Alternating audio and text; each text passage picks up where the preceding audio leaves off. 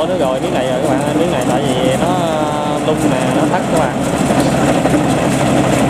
Còn 345 gì nữa rồi nha mọi người. Cách 3 tháng sau chúng mới có lên clip lại miếng này cho các bạn xem.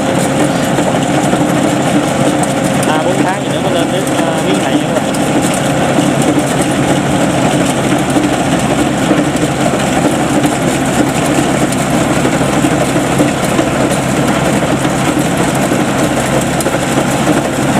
Không nào luôn bạn ơi, không hết trơn luôn á.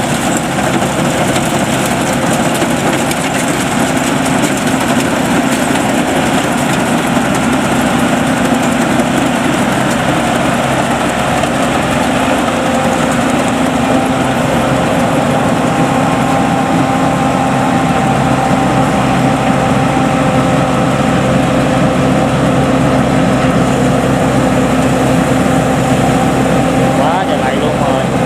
Kìa kìa. Quá quá.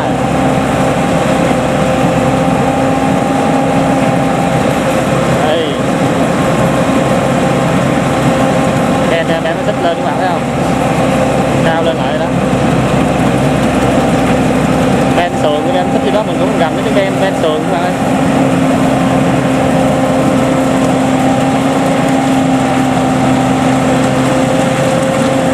Thì anh cũng có làm nhận làm chân ben nha các bạn. Mấy anh em nào mà có đi có máy cắt thì nếu mà muốn lên chân ben thì liên hệ với ảnh nhận làm.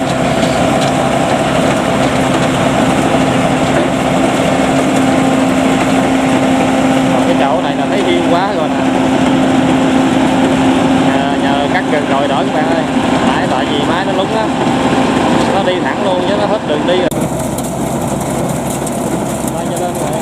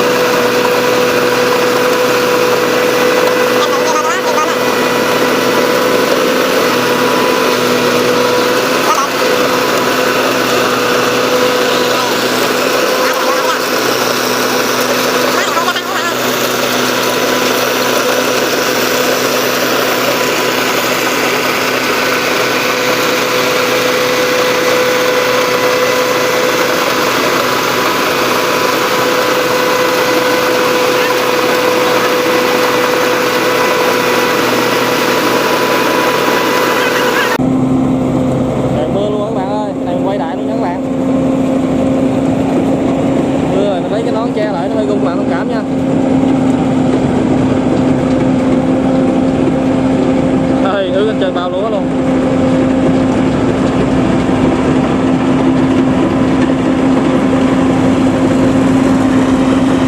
Là đang cắt trời mưa luôn nè các bạn.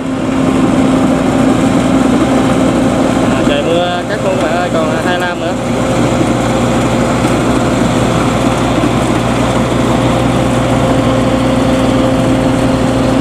Mưa này cũng lớn nha các bạn.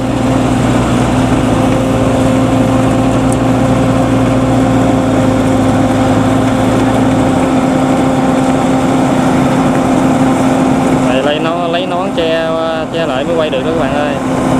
Giờ cái đầu mình ướt nhẹp hết trơn luôn. Wow, trắng xóa hết trơn.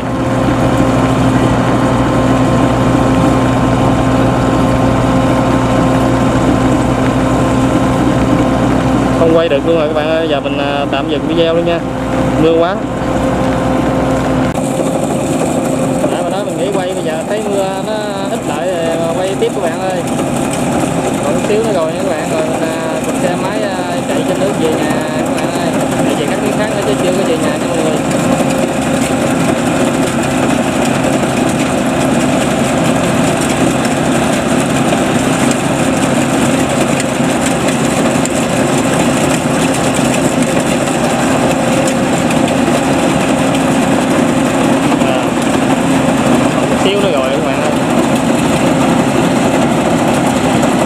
Trời vừa mưa luôn.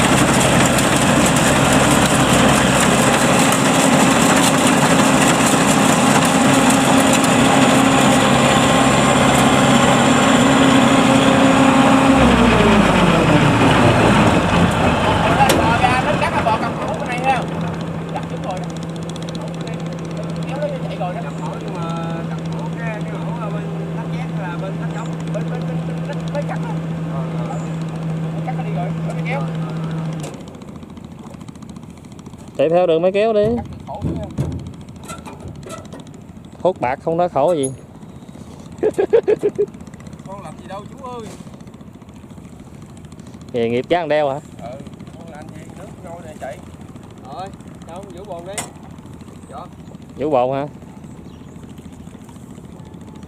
Cái điện bên kia coi. Còn đâu nữa?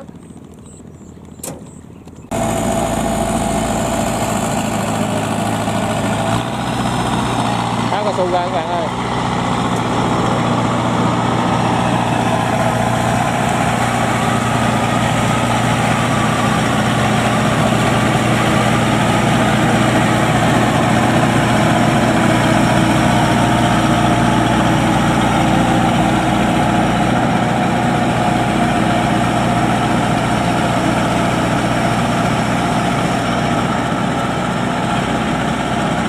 Rồi chuẩn bị qua bờ mẫu nha các bạn.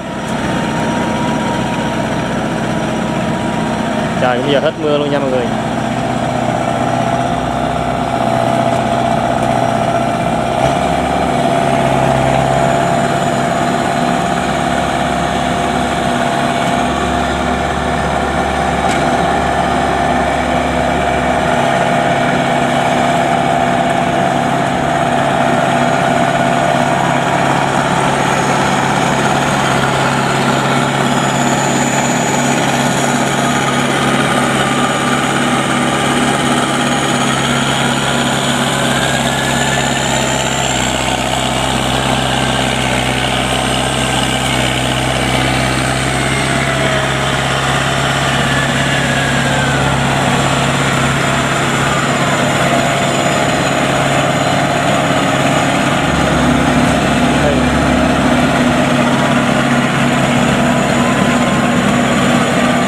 Này cao dữ lắm luôn đó mà muốn ngập luôn các bạn ơi. Rồi má về chuẩn bị đi các miếng khác nữa các bạn ơi, miếng khác mà của chủ khác luôn nha mọi người.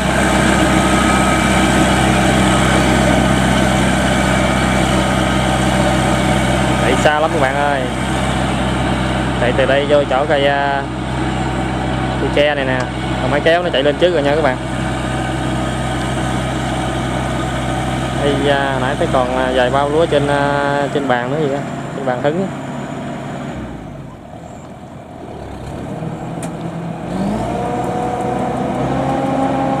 Gì trời. Đã cho lúa nó ra hết bột các bạn.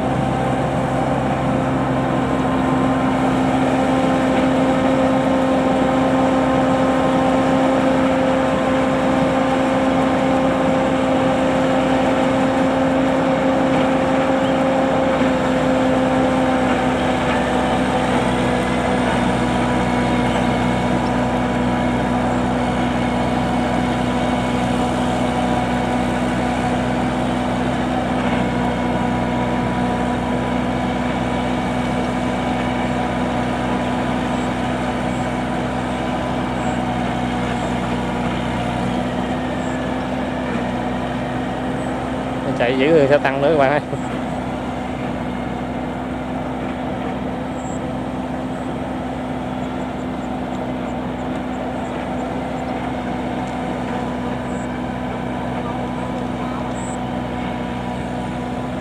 Rồi chào tạm biệt mọi người nha.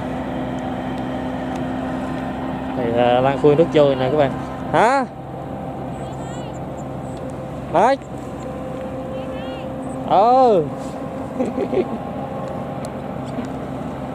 Mất nước các bạn.